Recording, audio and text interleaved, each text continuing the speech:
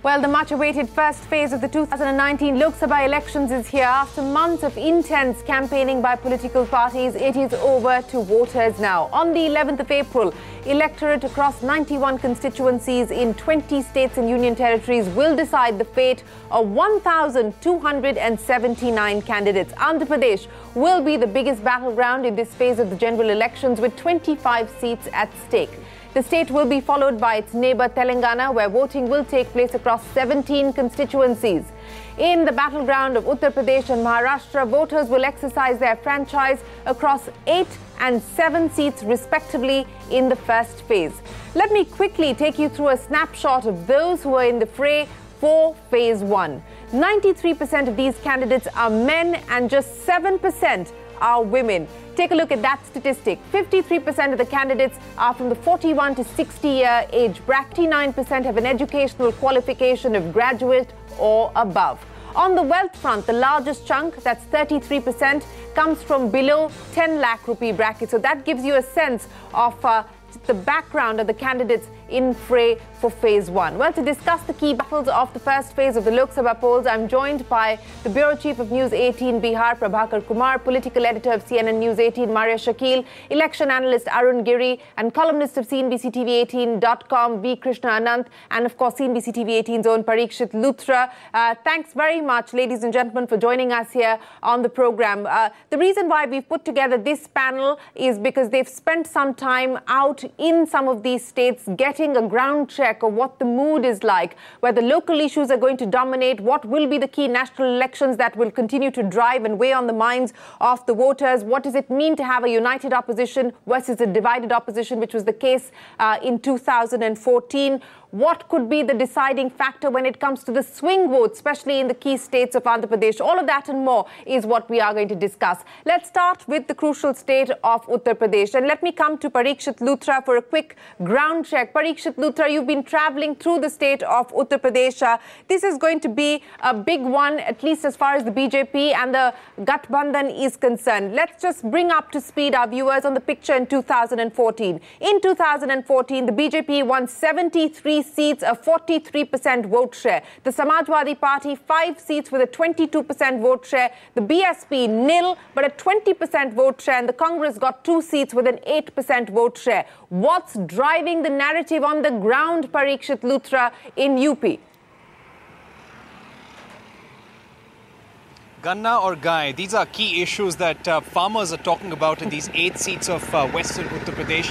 Farmers, sugarcane farmers not getting their dues. This is an issue that we've seen in several districts in Western UP, be it Baghpat, be it Muzaffarnagar, be it Bijnor, be it Meerut. Farmers are talking about this a lot. Then the issue of cattle grazing. Farmers are saying that they understand the point about Gau Raksha, but then what about stray cattle grazing in their fields, which is destroying their crop? And they hope that the next government would really tackle this. At the same time, we questioned several voters, including farmers, about whether they're going to be voting for their local candidate, local issues. Many said that local issues are important, but Lok Sabha elections are also a personality contest, and that's why they would like to choose a leader.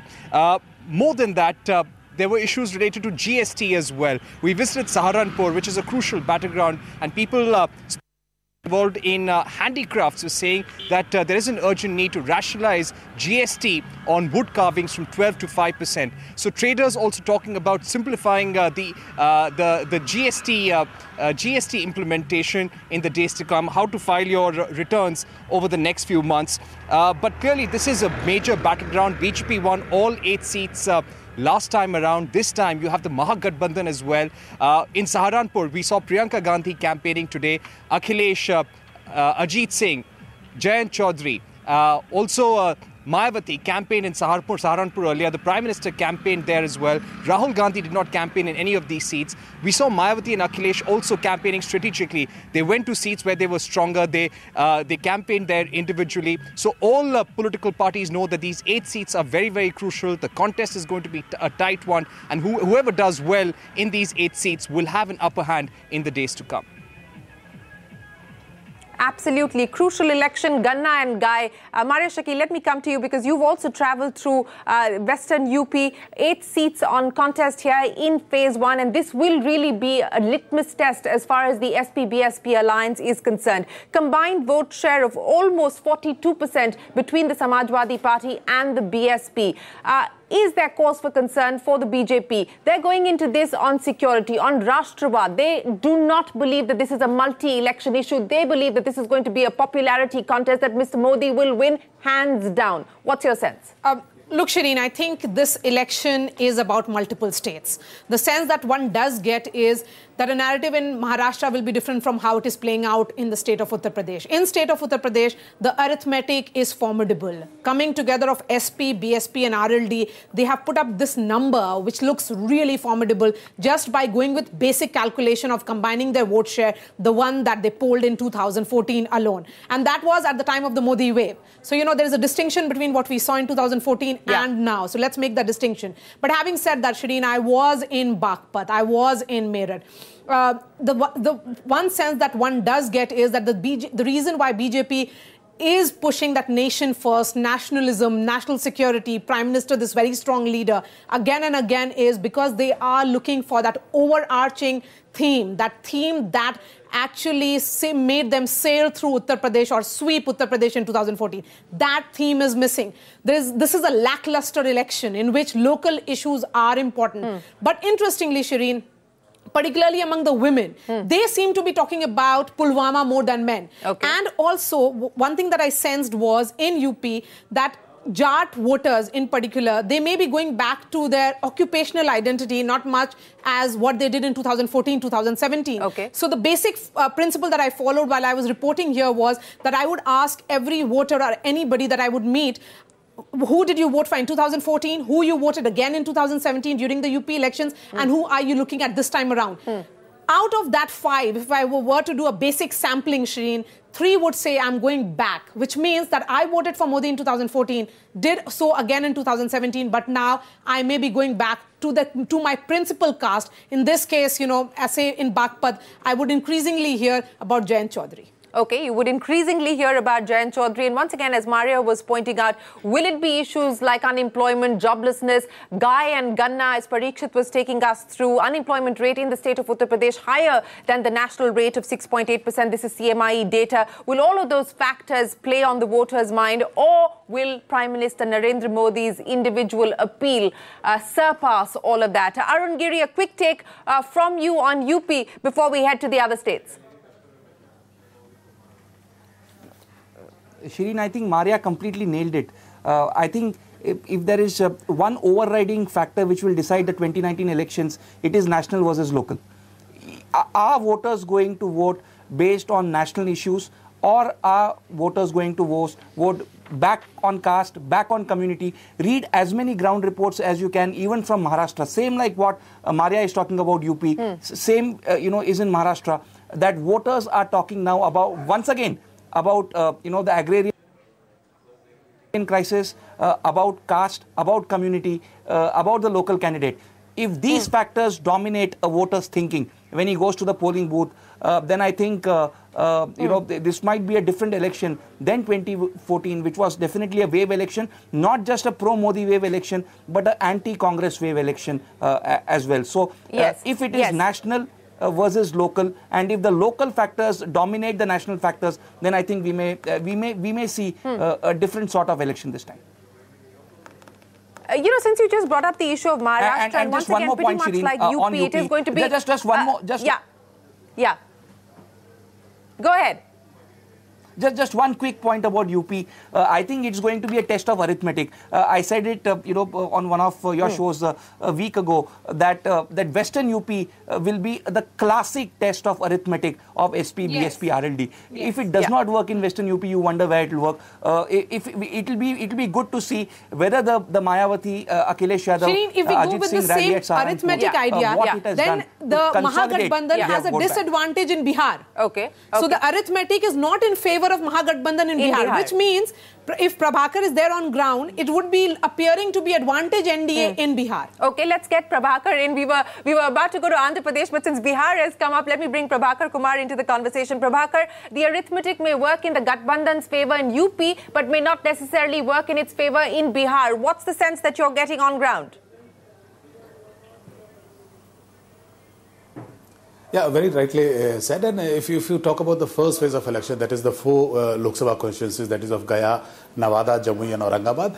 This, you have to see the background of it. This is basically a red corridor. This is a Naxal-infested belt. Also, this is an agrarian belt. So the farmers' issue is the core issue out here. We are touring this area, and right now also I'm stationed in one of those districts and talking to you. So this is the belt where the farmer issues will be a core issue, and people were very keenly and very interestingly actually listening to the BJP manifesto, where the farmer issues was reflected as one of the main core issues, and people were discussing that on the stage. So that is one good sign for NDA. As far as the Mahagathbandhan is concerned, you have to remember there are 2 star campaigners, 2 star contestants, I would say, in this particular phase. One is Chirag Paswan, who is seeking re-election from Jammu, and another is Jitan Ram Manjhi, who is a former chief minister, and he will be contesting from Gaya. So what Jitan Ram Manjhi right now has floated and has promised to his voters, that if he is elected as a MP, and if his party or his Mahagathbandhan is re-elected in Bihar, then they would revisit the liquor ban in the state, which has actually become a big issue on the ground. The NDA is hoping that liquor ban would actually work in their favor, and the Mahagathbandhan leaders now increasingly and every day they are kind of putting out statements saying that they would revisit this law, and it is actually to harass innocent people. So I see it as a mix of both, mix of local issues being cropped up, mix of issues like the lack of development, the liquor ban, which are the Bihar specific issues, and at the same time the face of Narendra Modi is being sold out by NDA leaders. And if you actually visit Chirag Paswan, go out on his campaign with him, so most of the time he's talking about Narendra Modi and his re-election actually just reinforcing Narendra Modi's second tenure as the Prime Minister. That is very, very clear. The BJP's trump card is Prime Minister Narendra Modi, and every candidate is using that, hopefully to their advantage. At least that is their hope. But very quickly, Prabhakar, Maria and Arun, a quick word to wrap up the issues as far as Bihar is concerned. And Maria, let me start by asking you, because what we heard there from Prabhakar is that people on the ground are talking about the agrarian distress. They're also talking about what the BJP is promising for the agriculture sector. Now, this is a clear vulnerability as far as the BJP is concerned. The question, though, is that the Congress's promises, the Gathbandhan's promises, for instance, on Nyay, on agriculture, will that be enough to get the voter to say that is a better alternative? You know, Shireen, let's not forget that as far as communication is concerned, nobody can trump the BJP. It's very visible.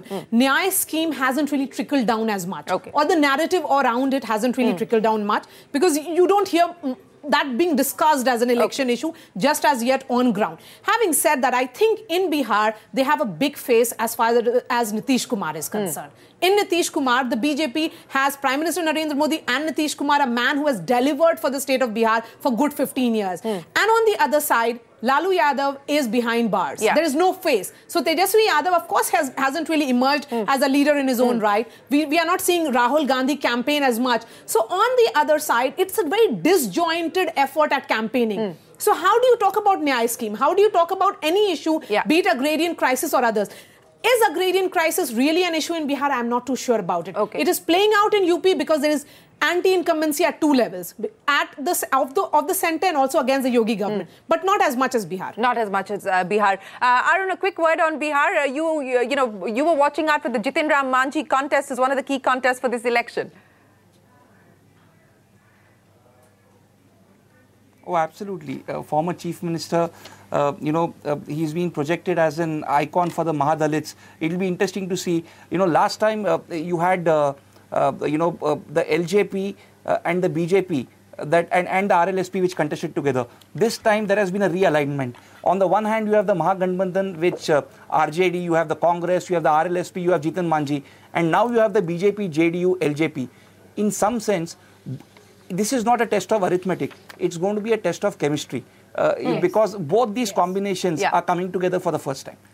So it will be interesting to see how it works on the ground, whether there will be a full transfer of votes or not. And Krishnanand sir is there, who better than him on Bihar. Yes. So when we say that it's playing out from state to state, Shireen, then we have to go with the same logic that if arithmetic is working in one state, it may also work in Bihar. So then arithmetic is in favor of NDA in Bihar. Yes, with one exception. Go ahead, Arun. Go ahead. Yeah, just one exception, that the arithmetic has worked in 3 bipoles in Uttar Pradesh. That arithmetic has worked, and I think we must not forget that unlike BJP and Shiv Sena, who are natural allies, unlike Congress and RJD, which are natural allies, the others right now in Bihar are not necessarily natural allies. Okay, let me bring in V. Krishna Anantkumar as well. Thanks very much for joining us on the program. You've probably been listening into the conversation that we've had on UP, a little bit on Maharashtra and Bihar. First, any comments on these 3 states before we move to Andhra? See, first of all, I think, when we get, all that we are talking now is something called arithmetic and something called chemistry, both of which are actually sort of, subject matters that relate to laboratories, to laboratory conditions. But when we are talking about election, on a very serious note, when we are talking about elections, we are talking about a whole lot of variables. And that is exactly why I think whatever is done in the laboratory has to be field tested. Now, in terms of numbers and projections that, we come across, we have a sample, let's say, of about 10,000 voters with whom there is a poll done. And in fact, just today I watched a poll which actually talked about the Congress possibility of 0 to 6 in Uttar Pradesh. If it is 0, if there is a possibility of 0, it also means that Amethi and Raebareli are lost to the Congress, which is ridiculous, right? Yes. So, I think, we need to really talk about arithmetic, chemistry, but more importantly, we need to actually talk about, this as something to do with social sciences, as involving human beings. And every constituency in that sense actually is sui generis. We have sort of, a range. So you're also of the opinion. You're also of the opinion that this is not going to be. You're also of the opinion that this is going to be a much more closely contested battle, constituency by constituency, seat by seat, as opposed to this big national election, as it is being made out to be. Let me just sort of recall what a politician who had won a lot of elections as much as he had lost in his own constituency and shifting constituency, Sharad Yadav from Bihar, once told me. He said, the Janta ye bahut ajeeb hai. In fact, he had expected a defeat and he won the election from Madhepura at one point of time. So, in fact, elections are always a case of, people deciding to sort of, punish somebody, vote against somebody, and rather than vote for somebody. So I think, we need to sort of, get out of arithmetic and chemistry for a moment and look at sort of, elections as something, what the people think, what the issues are that confront them. I think, there was this point made that the farm crisis is not important in Bihar as much as in Uttar Pradesh. In fact, Bihar still is a peasant-oriented society. You don't have commercial crops where the farmers come in. So the farm crisis is not relevant in Bihar. But Bihar, again, has a lot of other dynamics that come into play in an election. That's right. Let me now shift our focus to Andhra Pradesh, and let's talk about that big state for phase 1 as well. In Andhra, studio to do that. Perfect. We'll get you on Skype while we give our viewers a sense of what's up as far as Andhra Pradesh is concerned, which is voting for both the Lok Sabha as well as the Assembly polls. V. Krishna Anantkumar available on Skype. My producers, that's the message to you before I get the statistics on screen. In the last Lok Sabha elections, the TDP alliance had won about 48% of the votes, 2% more than Jagan Mohan Reddy's YSR Congress. However, that small margin helped the TDP alliance win 17 seats versus 8 won by the YSR Congress. This time, Chandrababu Naidu's TDP is going solo for the first time in 37 years. Also, it is a 5-cornered battle in the state with Pawan Kalyan's Jan Sena party, the Congress and the BJP also being in the fray. Also, let's very quickly give you a snapshot of the neighboring state of Telangana, 443 candidates are contesting across 17 Lok Sabha seats. According to various surveys, Chief Minister K. Chandrasekhar Rao's TRS holds the aces in the state. In 2014, the TRS had won 11 Lok Sabha seats in the state. Maria, let me come back to you now because you've just interviewed Jagan Reddy as well. What's your sense as far as Andhra Pradesh is concerned? This is a five-cornered battle now, and the X factor of Pawan Kalyan, one doesn't know how it's going to play out. The swing vote perhaps is going to be crucial for the state of Andhra Pradesh because the difference between the TDP and the allies and the YSR Congress was a little over 2%. That's a right assessment, Shireen. Look, I think Andhra could very well be heading for almost like a sweep election, similar to what we saw play out in the state of Telangana just a few months back. The sense that one does get is that, it's very different from what it was in 2014. There is frenzy in that crowd that is there to witness Jagan Reddy. There is that hope that they are looking at as far as YSR-CP chief Jagan Reddy is concerned. It may be a five-cornered contest, but I think what has happened on ground is that they have managed to really convert that frenzy into what could be very, very concrete in terms of vote, perhaps, when we'll see how the voting really happens on 11th. I spoke to Jagan Reddy and I asked him that specific question that, in 2017, perhaps you were at your lowest because of that bypoll that you lost. And he said that there is a distinction, and let's make it that very clear distinction between how a bypoll is and how a status election or a Lok Sabha election is for. He seems extremely confident. And if you look at all the surveys that have been done in the last 3 months, the gap between the two parties are increasing. It could be almost like 8 to 10% gap between the TDP and the YSR-CP. Okay, let me bring in Anant on the conversation as far as Andhra Pradesh is concerned. What will be the factors that could determine the way that Andhra Pradesh votes? As we pointed out, TDP and allies in 2014, 17 seats, 47.7% of the vote share. YSR Congress, 8 seats, 45.4% vote share.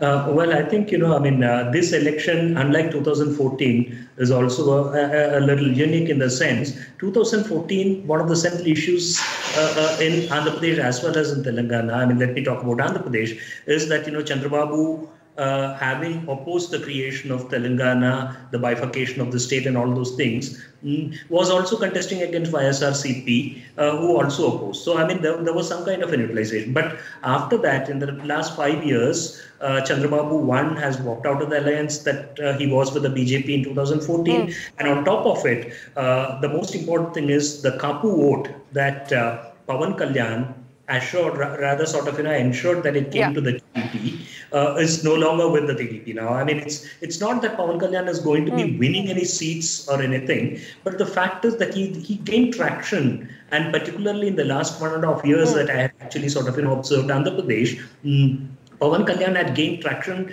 among the 18 to 24 years, that is the first-time voter, and in a state that is ridden a lot by caste dynamics, the exit of Pawan Kalyan from the TDP fold, and in fact Chandrababu Naidu did everything in order to ensure that Pawan Kalyan was brought back. He first tried to go through the left parties. The left parties did not actually come to his aid. So in some sense, Chandrababu Naidu saw defeat staring at him. On the contrary, Jagan Reddy had in the last 5 years very consistently mobilized, retained his own voter base, particularly in the Rayalaseema region. And in fact, the very location of the capital city in Amravati, outside of Rayalaseema, around Vijayawada, was an issue that he actually raised to the hilt in the course of his Padayatras, which has been permanently on. So in some sense, this election was in a sense, more tilted towards Jagan Reddy resting power, both in Andhra Pradesh. And mind you, there is an assembly election also simultaneous with the Lok Sabha election. So it's not just about... so in some sense, Chandrababu has lost the plot, is what my reading is. Chandrababu has lost the plot, which is not great news as far as central politics is concerned for the Mahagathbandhan. Arun and Maria, I'll get... Okay, you wanted to make a point? Yes, Mr... Let me just go ahead. if you have noticed, I mean, after that initial kind of an activity where Chandrababu visited Delhi with tons and tons of shawls to sort of, honor the Congress and the Mahabagh leader, the Congress has also cold-shouldered TDP in some sense inside Andhra Pradesh. It went in for an alliance with the TDP in Telangana and hence bit the dust as well. So when I said that Chandrababu has lost the plot, I'm not ruling out a Jagan Reddy who could probably sort of, I mean, he has absolutely no issues going with any one of the two who's close to the striking distance of 272. So it's not going to be, I mean, let's not rule out Jagan Reddy, let's say with, 15 odd MPs also playing a role that Chandrababu probably visualized or anticipated to play in Delhi after 23rd of May. Fair point. And I'll give Maria the closing comments on that, because in that interview to you, Maria, he did say that he's forgiven the Congress party. He didn't go beyond that, but he did say that he has forgiven the Congress party for the past. Shireen, that's strategic because it's only increasing his own bargaining power. I'm not too sure whether he will be supporting the Congress. But for him to say that there's no bitterness, that he doesn't hold any grudges against the Congress party, it's for Jagan Reddy to send a message even to the BJP that if you're looking at support from me in a post-poll scenario, then here is what I'm telling the Congress as well. Absolutely. Strategic comments there coming in from Jagan Reddy. As we pointed out, this is going to be the crucial first phase which kicks off on the 11th of April. You've got a sense of what's at stake here from people who've travelled on the ground, people with a pulse check on what voters may think about, at least when they go out there and cast their vote. Is this going to be a multi-issue election, or is this going to be an election all about Narendra Modi's return? We will know on the 23rd of May, but 11th of April is when the voting process will kickstart. Prabhakar Kumar, Maria Shakil, Arun Giri, V. Krishna Anand, thanks very much for joining us here on this special election exchange. Quick break. There's a lot more coming up here on CNBC-TV18. Don't go anywhere.